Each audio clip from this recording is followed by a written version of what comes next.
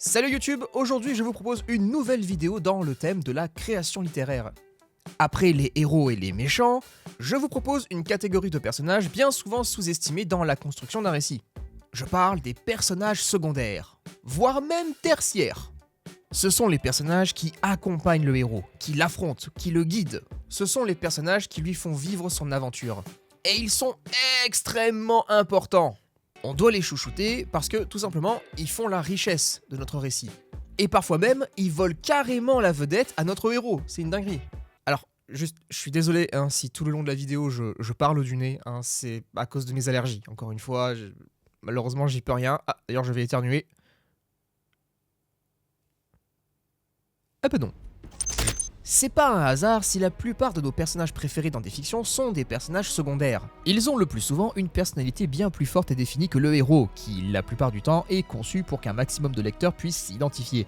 Les personnages secondaires n'ont pas cette contrainte et peuvent se permettre absolument tout et n'importe quoi, ce qui les rend beaucoup plus charismatiques et attachants. À titre personnel, j'ai beaucoup d'affection pour le personnage de Dardalion dans la trilogie Highlander de David Gemmell, qui est une de mes œuvres préférées et qui m'a inspiré beaucoup de personnages pour ma propre saga. Mais on n'est pas là pour parler des personnages qu'on aime, on est là pour les créer, pour que le public puisse les aimer. Il n'y a pas forcément de recette miracle pour qu'un personnage plaise à coup sûr. En général, c'est assez subjectif, les gens ne développeront pas tous le même lien émotionnel avec le personnage. Mais on peut quand même faire en sorte de le rendre inoubliable, en bien ou en mal. L'essentiel, c'est qu'il reste dans la tête. Par ses actions, ses répliques, ou même encore son physique. Il y a beaucoup de personnages comme ça qui n'apportent pas grand chose au récit, qui ont même parfois un temps d'apparition anecdotique, et pourtant ils sont quasiment devenus des légendes. Juste par leur présence, leur charisme, le mystère qu'ils dégageaient. Un bon exemple de ça, c'est Boba Fett, dans Star Wars, les films. Je veux dire, il a 4 répliques dans toute la saga. Bon, un peu plus si on compte l'attaque des clones. Et malgré ça, c'est devenu une icône de la pop culture. Tout ça pour dire que les personnages secondaires, ou très secondaires, peuvent avoir une influence profonde et durable non seulement sur l'intrigue d'une histoire, mais aussi sur la perception de l'œuvre par le public. Bon, après, Boba Fett, c'est un exemple précis. C'est pas ce genre de personnage qu'on veut travailler. Nous, ce qui nous intéresse, ce serait plutôt les Han Solo, les Sam Gamgee, les Ron Weasley, les Dr. Watson, ou encore les Tyrion Lannister. On veut des personnages qui ont l'air d'avoir une vie en dehors de l'intrigue. Et éviter ce que j'appelle, moi, les pions. C'est-à-dire les personnages qui sont juste là, purement et simplement au service du scénario. Et c'est tout, y a rien derrière. Ça, c'est bon pour les PNJ de jeux vidéo. Même si on s'en écarte de plus en plus avec le temps, c'est clairement des personnages de quête. Et ça nous intéresse pas. Ceci dit, il ne faut pas non plus les détacher complètement du scénario. Ce sont les personnages secondaires qui seront à l'origine de la transformation de votre héros. C'est pour ça qu'il faut leur apporter un soin tout particulier et ne pas négliger leur puissance. Ce qui nous amène donc au cœur du sujet. On retrouve en général 3 grandes catégories de personnages secondaires. En premier, on a les alliés, les adversaires et les figurants. Et dans chaque catégorie, on va retrouver d'autres types de personnages secondaires. Dans les alliés, typiquement, on va avoir tout ce qui est compagnon, mentor, love interest, gardien, en gros tous les personnages qui sont connectés de très près au héros, en dehors de l'antagoniste. Pour les compagnons, ou les sidekicks, ce sont ceux qui vivent l'aventure avec le héros, comme je l'ai cité juste avant, Sam Gamgee pour Frodon, ou encore Si-Ben le poète avec Drus la légende. Bien souvent, il s'agit d'un duo, composé du personnage principal et secondaire. Et ça, c'est ma formule préférée, mais j'y reviens juste après. Il peut arriver qu'il y ait plusieurs personnages, voire même énormément. Il n'y a pas vraiment de règle à ce niveau-là, vous mettez le nombre de personnages que vous voulez. C'est à vous de vous débrouiller après pour que ce soit pas le bordel. Moi, comme je l'ai dit, je suis très fan de la formule du duo. C'est certes beaucoup plus simple à gérer, mais surtout ça permet de créer des liens beaucoup plus profonds entre les personnages, et on s'y attache plus facilement. C'est un schéma que j'ai repris dans ma propre saga et qui fonctionne très bien. Par exemple, dans le tome 2 de Mardas, chaque arc narratif possède son propre duo qui fait avancer l'histoire. Mardas et Lézard, Greenwalk et Tashi, Kerana et Seagolf.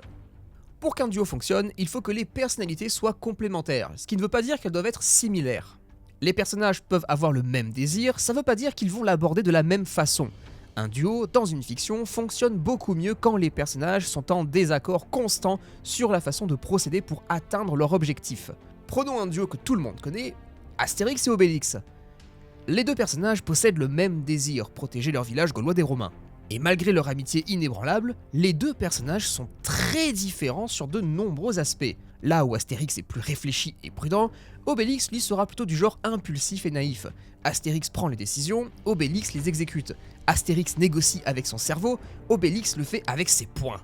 Et c'est ce contraste qui va créer des scènes inoubliables dans la tête du lecteur. Parce que malgré toutes ces différences, ces deux personnages se complètent et forment une synergie parfaite. Un autre exemple de ça, Sherlock Holmes et le Dr Watson. Sherlock Holmes est connu pour son incroyable capacité de déduction et son intelligence supérieure. Il est souvent froid, distant, excentrique et surtout pragmatique. À l'inverse de Watson qui, lui, apporte une dimension humaine à tout ça, faisant preuve de compassion et d'empathie. Amusez-vous à analyser les différents duos dans la fiction, et vous verrez que la plupart du temps, il y a une vraie dichotomie entre les personnages. Ouais, c'est pas faux. Et si vraiment vous voulez être sûr de ne pas vous tromper dans votre duo, c'est très simple. Vous mettez un fou et un sage, et là je vous garantis que les scènes, elles vont s'écrire toutes seules. Ça va donner lieu à des situations incroyables et vous allez vraiment vous amuser en tant qu'auteur. Parmi tous ceux que j'ai créés dans ma saga, le duo qui revient le plus dans les commentaires et les avis des lecteurs, c'est le duo Greenwalk-Tashi. Je mentionne souvent le personnage de Greenwalk dans mes vidéos. C'est un peu le comic relief de la saga. C'est aussi le personnage qui connaît le plus d'évolution au cours de l'histoire, c'est aussi le plus exubérant et le plus imprévisible.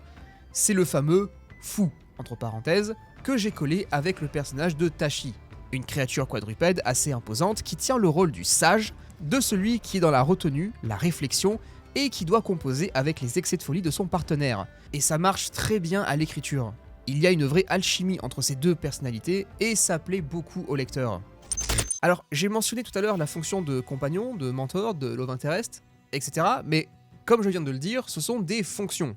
La fonction ne fait pas le personnage. Ça, c'est juste pour vous en tant que scénariste, pour que vous sachiez qui fait quoi. Et si ça peut être garant d'une bonne histoire, ça n'est pas garant d'un bon personnage. Ce qui compte le plus, c'est comment vous allez traiter le personnage, pas ce que vous allez lui faire faire. Et encore une fois, ça, c'est propre à chaque auteur et autrice. Vous gérez vos personnages comme vous voulez. Je suis pas là pour vous dire « c'est ça qu'il faut faire ». Non. Moi, je ne fais que vous partager mon expérience et mes méthodes. Et donc, ma méthode pour traiter les personnages secondaires, ceux qui sont importants en tout cas, ça comprend donc les compagnons, l'homme interest, mentor, antagonistes principaux, secondaires, tertiaires même, ça dépend. Je vais les traiter comme si chacun d'eux était le personnage principal de sa propre histoire, qui elle-même est connectée à celle du héros. Ça veut dire en gros que je vais appliquer exactement le même processus de création de personnage que pour le héros. Donc on va identifier les faiblesses, le besoin, le désir, les valeurs, le pouvoir, le statut, le problème moral, son adversaire, la prise de conscience, le nouvel équilibre, etc. etc. On va aussi envisager de lui donner une quête, sous forme de sous-intrigue qui sera intrinsèquement liée à l'histoire principale.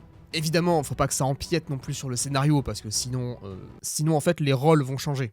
Et le perso secondaire risque de devenir le principal, et ça peut très vite dérouter le public et le rendre un peu confus.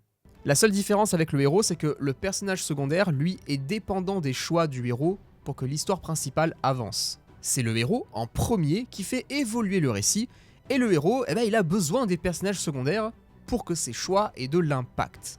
Si par exemple vous avez beaucoup de personnages et que vous ne savez pas trop lequel choisir pour être le personnage principal, gardez ça en tête, c'est la prise de décision. C'est le personnage qui prend le plus de décisions au sein du scénario qui devient automatiquement le personnage principal. Un personnage qui ne prend aucune décision au cours de l'histoire, c'est un figurant. Ça veut pas dire que c'est mauvais. Ça veut juste dire que le personnage fait partie du décor. Il est là, c'est cool, mais on peut l'enlever du récit et rien ne change, le château de cartes y tient en place. En le façonnant comme le héros de sa propre histoire, vous allez marquer son existence dans son univers. Dès lors, ce n'est plus un personnage au service du scénario, ça devient un personnage au service de lui-même qui va contribuer à la richesse de l'intrigue et des sous-intrigues le concernant.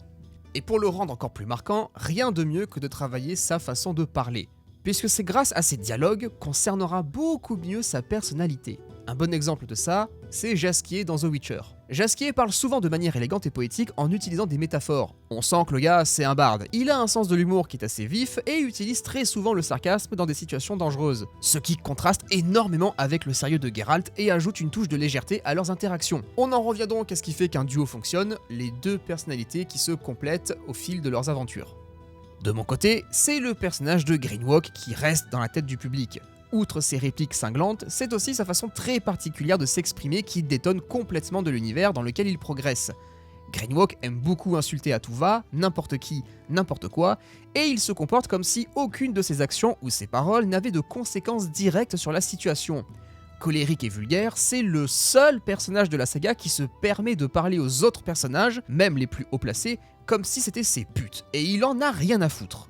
On doit avoir l'impression que vos personnages ont eu une vie avant de rencontrer votre héros, pour pas que le public ait le sentiment qu'ils ont été créés juste pour l'intrigue. On va aborder ceux qui ont au moins le mérite d'exister.